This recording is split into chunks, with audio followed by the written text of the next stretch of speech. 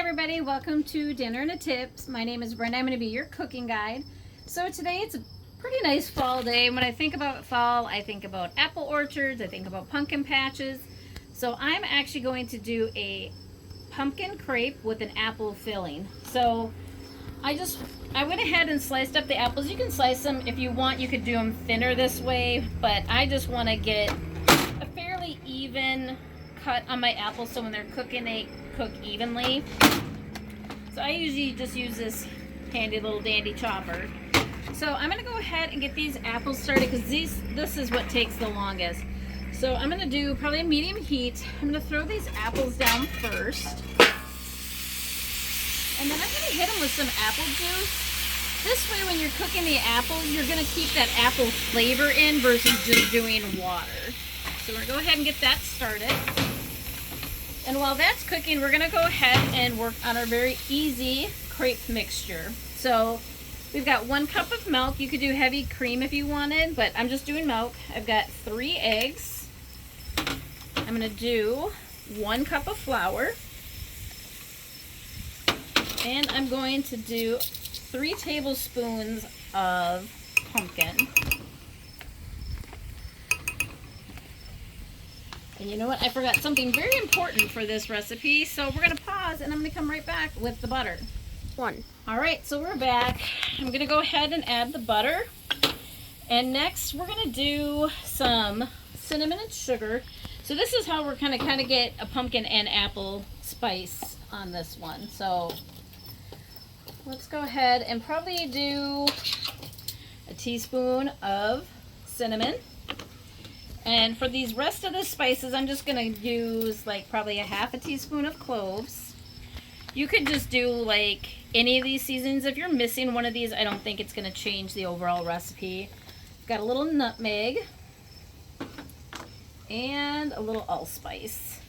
You could, if you wanted to cheat, and just get like the pumpkin spice stuff and call it good, and then that would cover most everything, except for I would still go ahead and add some cinnamon into that.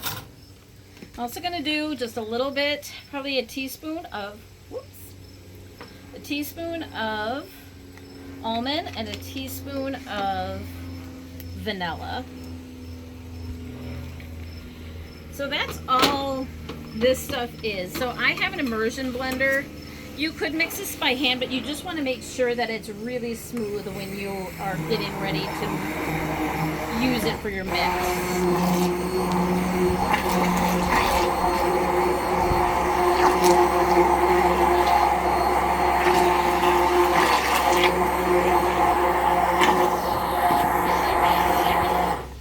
Alright, we got that done. Gosh, it actually almost smells like pumpkin pie already. Go ahead and get rid of that. Let's go back and check on these apples. So these are starting to cook down.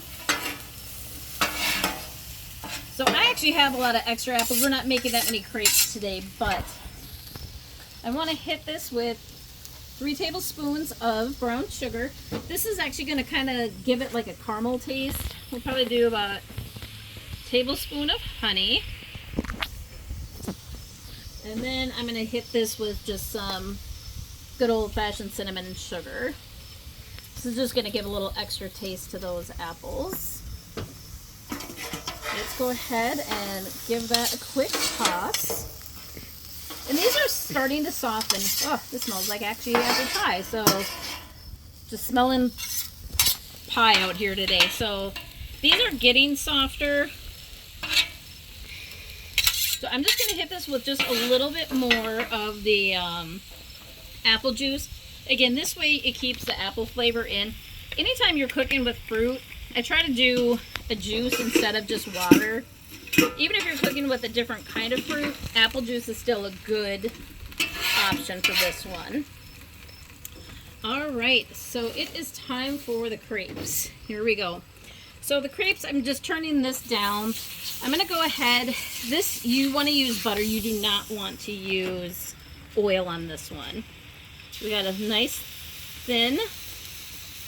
So this is the consistency of, it looks like a pancake, but it's going to be a much thinner one. So I don't actually have the fancy dowel, and in case you haven't made crepes before, you probably don't either. So this is just kind of a cheap method here. You can actually just take and spread this out a little bit. You're not going to get it as perfectly round as what you would see in the crepe shop, but when you roll this up, it's not really going to matter. Let's go ahead and check out our apples. So these apples, you can kind of see that brown sugar is kind of made like a little bit of a caramel sauce here. So we're just going to shut those down.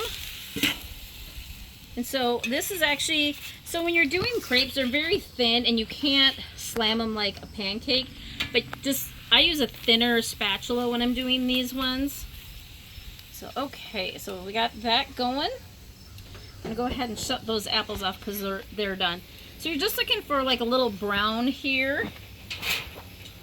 And I'm just gonna make one quick one right now with you guys watching. So I did a cream cheese, pumpkin, caramel in the brown sugar, or I'm sorry, the cream cheese. So this is 1 thing of cream cheese, 1/4 cup of powdered sugar, and then I got this caramel pumpkin sauce that actually I just added to the cream cheese just to give it a little extra flavor. So I'm going to go ahead and get some of that down here. Normally we just do plain cream cheese, but since we were going all fall today, we were going ahead and a little over the top today. So now we're just going to grab some of those apples. Just like that. And this is so easy to plate up pretty. So we're just going to go ahead and fold it. We're going to hit it with a little bit of whipped cream. And if you had caramel sauce, you could actually just drizzle a little caramel sauce over the top of this. So let's go ahead and give this a taste. I've actually never made crepes out of pumpkin before, but fall it seemed appropriate.